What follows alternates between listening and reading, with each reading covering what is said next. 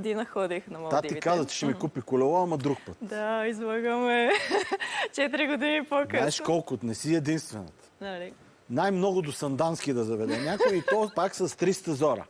Но ти все пак, в крайна сметка, не си разчитала на Слави Трифонов, Да. ами както в народната приказка си извикала няколко пъти неволята и когато неволята не е дошла, си казва, аз ще взема сама да се заведа на Малдивите. Нали Да, така? в февруари тази година ходих. Може ли да Бъднах видим една моя снимката? мечта. Да.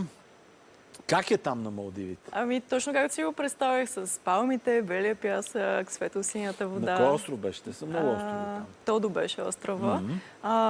Хубавото беше, че живееха и много местни там и може човек да види точно и как живеят местните. Ами да, културата. Това ми беше супер интересно. Повечето хора не знаят, че те са мюсюлмани всъщност. Да.